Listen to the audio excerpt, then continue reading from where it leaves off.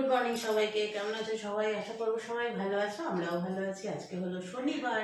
শনিবার মানেই মনটা খুশি খুশি, কেননা কালকে সানডে। তো শনিবারের সকালে আমি চলে এসেছি আমার যথারীতি আমার নিজস্ব জায়গায়। এটাই হচ্ছে আমার নিজস্ব জায়গা। আমার কেন, সব মেয়েদের নিজস্ব জায়গা। তো এখানে ভাতটা বসিয়ে দিয়েছি আর সোয়াবিন বানাবো আজকে। এই যে সোয়াবিন দিয়ে আলু দিয়ে একটা তরকারি করব। আর ইয়ে আছে, ওই পটলের খোসা, আলু পটলের খোসা বেটেছিলাম, ওই খোসা বাটা আছে। এই দিয়ে আজকে আমাদের লাঞ্চটা সারা হয়ে যাবে। এবার ডিনারে কি করব সেটা পরেই চিন্তা করব, ডিনারের কথাটা। আর কালকে তো বাইরে খাওয়া দাওয়া হয়েছে। পল্লব দুপুরবেলা কালকে নিমন্ত্রণ বাড়িতে খেয়েছে, তাই একটু রিচ খাবার দাবার খাওয়া হয়েছে। তাই আজকে একদম হালকা ফুলকা খাবার দাবার খাওয়া। চলো কথা বলছি পরে, আগে সোয়াবিন আর আলুটাকে বসিয়ে দিই ইয়েতে, কি বলে তোমার, সোয়াবিন আর আলুটাকে সেদ্ধ বসিয়ে দিই প্রেসার কুকারে। প্রেসার কুকারে একটুখানি সেদ্ধ করে নিলে হবে কি, তাড়াতাড়ি হয়ে যাবে কাজটা। আর পল্লব তো এখন উঠবে না, পল্লবের উঠতে উঠতে আজকের দিনটাই একটুখানি আনন্দ করবে আর কি, আনন্দ করে শোবে। সোমবার থেকে তো আবার শুরু হয়ে যাবে আদরের স্কুল।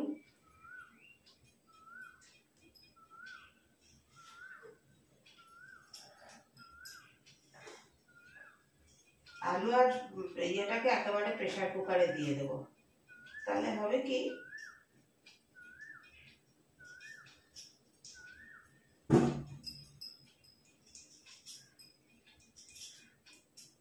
ঝটপট হয়ে যাবে।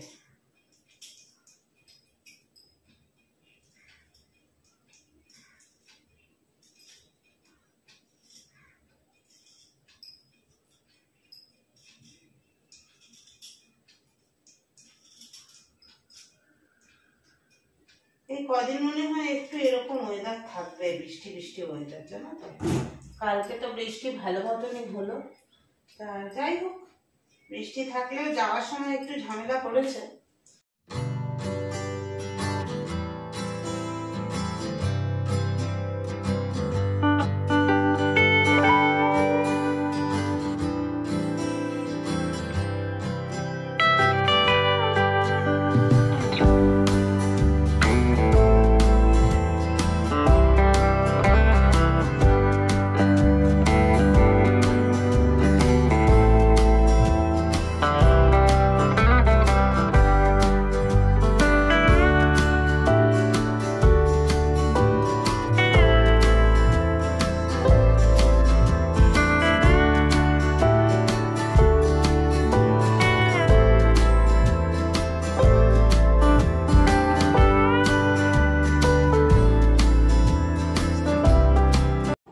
সব কিছু গুছিয়ে নিলাম।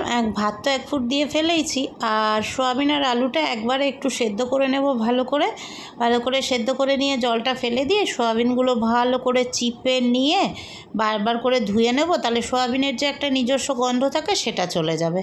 আমার এই সোয়াবিনের নিজস্ব গন্ধটা না একদম ভালো লাগে না।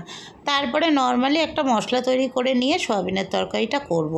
এখনও কিন্তু আমরা চা খাইনি, পল্লব উঠেছে বলে এবার আমি এইটা বসিয়ে নিয়ে তারপরে চায়ের বন্দোবস্ত করব। আর পল্লব ব্রাশটা করে চলে যাবে ফুলগুলো তুলতে। এই দিকটা করে নিয়ে তারপরে আমি যাব পুজো করতে, স্নান পুজো করে অফিস বেরোবো। এবার বলা যায় না, হয়তো চাটা পরেও খেতে পারি, আগে স্নান পুজো সেরে নিয়ে তারপরেও চা খেতে পারি। দেখি কি করি।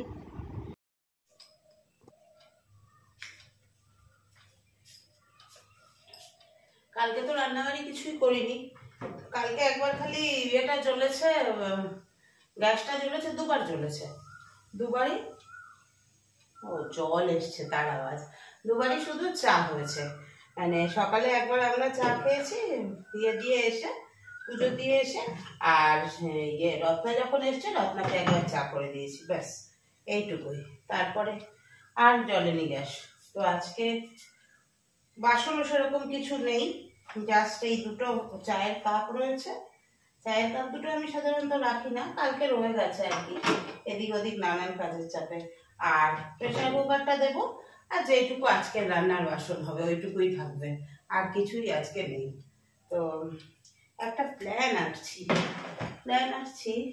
আলুর খোসাটা দিয়ে ভাবছি একটু ভাজা করে নেব। কেন বলো তো, ওই যে বাটাটা আছে না, বাটার সাথে কিছু ভাজা খেতে খুব ভালো লাগে। দেখি সময় যদি কুলায় তাহলে করবো। চলো, এদিকে সব রেডি করে ফেলেছি।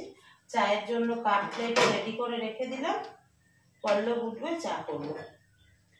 এখানে এখন প্রেসার কুকারে সিটি দিয়ে নি, 2টো সিটি দিলেই হয়ে যাবে আলু আর সয়াবিনটা। আর ওদিকে এখন ভিডিওটা এডিট করে নি, ভিডিওটা এডিট করা হয়নি। ভিডিও এডিটের সাথে সাথে ওষুধটাও খাওয়া হয়ে যাবে।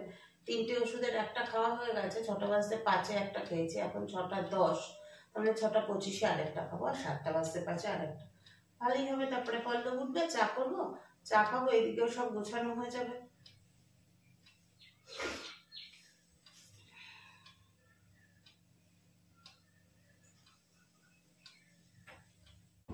সোয়াবিন আলু প্রেসার কুকারে সেদ্ধ করে রেখেছি। তারপরে তেলের মধ্যে পেঁয়াজটা দিয়ে নুন হলুদ দিয়ে ভালো করে ভেজে নিয়েছি। আর আদা, কাঁচা লঙ্কা, রসুন আর টমেটো একসাথে বেটে নিয়েছি। নিয়ে এই বাটাটা দিয়ে ভালো করে কষিয়ে নেব। তারপরে এর মধ্যে যা মশলা দেয়, ওই যে ধনে গুঁড়ো আর কাশ্মীরি লঙ্কা গুঁড়ো দিয়ে আবার ভালো করে কষাবো। কষিয়ে সেদ্ধ করে রাখা আলু আর সোয়াবিনটা দিয়ে আবার মশলার সাথে খুব ভালো করে কষিয়ে নিয়ে অল্প করে জল দিয়ে দেবো। দিয়ে ফুটিয়ে নিয়ে ওপর থেকে গরম মশলা গুঁড়ো দিয়ে নামিয়ে নেব। ব্যাস রেডি হয়ে যাবে আমাদের সোয়াবিনের তরকারি। আর যেহেতু লোহার কড়াই, তাই এক্সট্রা একটা টেস্ট তো হবেই। দেখো মশলাটা রেডি, আর সোয়াবিন আলু দিয়ে দিলাম। দিয়ে এবার নেড়েচেড়ে নিয়ে অল্প জল দেবো প্রথমে, তারপরে আর একটু বেশি জল দেবো, দিয়ে করে নেব। প্রথমে ওই মিক্সির বাটিটা ধোয়া জলটা দেবো। আর এইটা দিয়ে খেতে পল্লব খুব ভালোবাসে। আমার সোয়াবিন অতটা ভালো লাগে না, তবে একটু রসিয়ে কষিয়ে রান্না করলে ভালো লাগে, তাই একটু রসিয়ে কষিয়েই রান্নাটা করছি।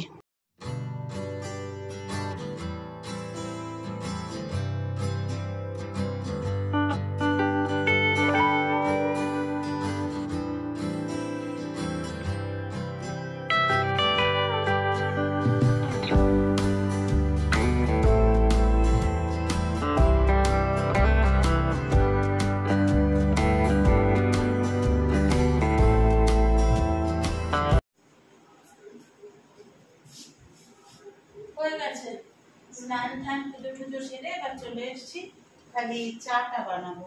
এদিকে গ্যাসটা দেখছি কতটুকু আছে।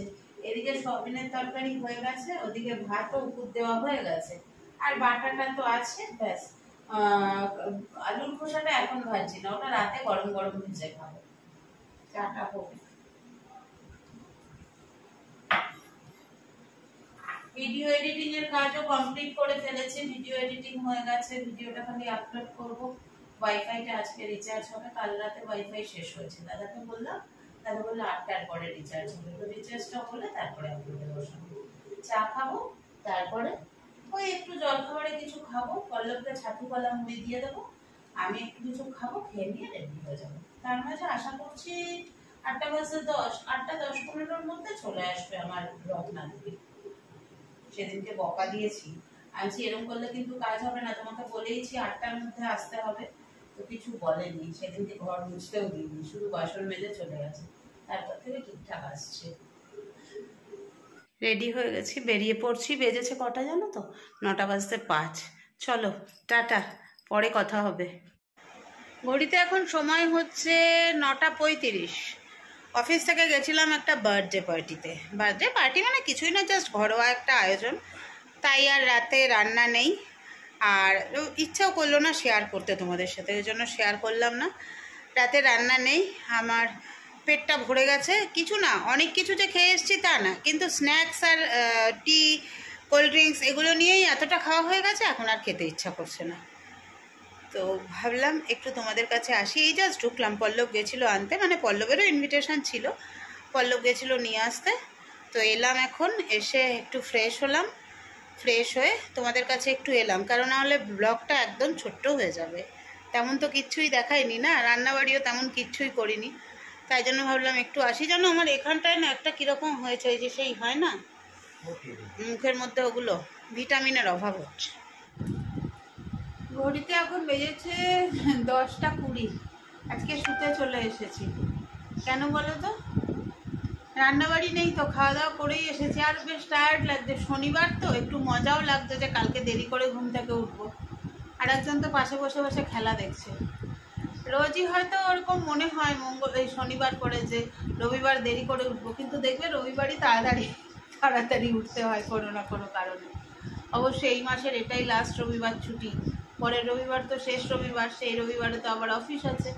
তো দেখা যাক কতটা দেরি করে উঠতে পারি।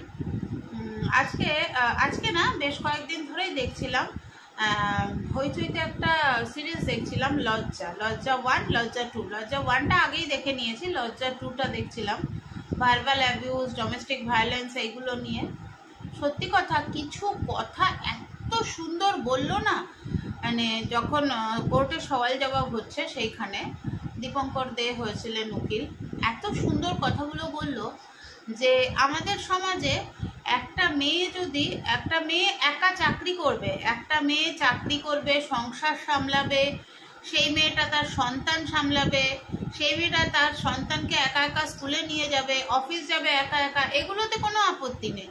কিন্তু সেই মেয়েটা যদি কোনো পুরুষ মানুষের সঙ্গে দাঁড়িয়ে দুটো কথা বলে, তাহলেই আমাদের সমাজ তার প্রতি আঙুল দেখাবে, তুমি দুশ্চরিত্র। যত একবার ভেবে দেখো, ভীষণ মানে আমার ভীষণ ভালো লাগলো, ভীষণ মাইন্ডে নিলাম ব্যাপারটা, যে যত খারাপ কথা, যত গালাগাল, সব কিন্তু মেয়েদের জন্য। ছেলেদেরকেও যদি কোনো গালাগাল দেওয়া হয়, সেটাও কিন্তু তার মাকে টেনে বা তার বোনকে টেনে, মানে সেই মেয়েরা সবসময়। মেয়েরাই কেন সমাজে হলো পুরুষ শাসিত সমাজ? একটা পুরুষ 10টা মেয়ের সঙ্গে, একটা পুরুষ প্রতিদিন সারা দিনে সে কি করছে না করছে, কোথায় যাচ্ছে না যাচ্ছে, তাকে কিন্তু ফোন করে কৈফিয়ত দিতে হয় না তার ফ্যামিলির কাছে। কিন্তু একটা মেয়ে যদি একটা দিন অফিস থেকে বা একটা দিন কোথাও ঘুরতে যায় কোনো বন্ধুর সাথে, সে ছেলে বন্ধু মেয়ে বন্ধু যাই হোক, ছেলে যে বন্ধু হতে পারে এটাই তো আমাদের সমাজ মানতে চায় না, তাহলে তাকে প্রতিটা পদক্ষেপে কেন কৈফিয়ত দিতে হবে? কেন তাকে ফোন করে জানাতে হবে আমি এখানে যাচ্ছি, আমার আজকে মিটিং আছে, ফিরতে দেরি হবে? কোনো পুরুষ মানুষ কি তার প্রতিটা সারাদিনের কর্মকাণ্ডের প্রতিটা জবাবদিহি করে? ভাবনার বিষয় কিন্তু এগুলো সত্যি ভীষণ গভীরভাবে ভাবনার বিষয়, তাই না? আর সব থেকে বড় ব্যাপার হচ্ছে কি জানো তো, আমরা মেয়েরাই আরেকটা মেয়ের দিকে আঙুল তুলি। আমরা মেয়েরাই সবার আগে আরেকটা মেয়ের দিকে আঙুল তুলি। তাই মনে হলো যে একটু শেয়ার করি তোমাদের সাথে। আর সেরকম কিছু তো আজকে রান্নাবাড়িও করিনি, দেখাইও নি, সেই জন্য ভাবলাম একটু তো ভ্লগটা একটা মোটামুটি তোমাদের একটু দেখতে ভালো লাগবে, ছোট দিলে আবার তোমরা বলবে, তো ওইটাই ভাবলাম, যে দেখেছিলাম লজ্জা 2টা, তো মনে হলো তাই তোমাদের সাথে একটু শেয়ার করলাম আর কি। কালকে সানডে, কালকে সকালবেলা উঠে থেকে জানি না কি কি কাজ করব না করব। রান্না তো পড়েই রইলো, সয়াবিনের তরকারিটা পড়ে রইলো, একটু ছোলার ডাল করা আছে, তারপরে আরও কিছু করবো বলে থোরটা রয়েছে, কবে থেকে থোরটা আর রান্না করা হচ্ছে না। দেখি কালকে কতদূর কি করতে পারি, গ্যাসটা এখনো টেনে যাচ্ছে, দেখা যাক কি করি। তবে চলো আজকের মতো ব্লগটা এখানেই শেষ করছি, একটু ছোট হলো, কালকে আবার বড় ব্লগ দেবো, চিন্তা কি আছে। Tata, good night.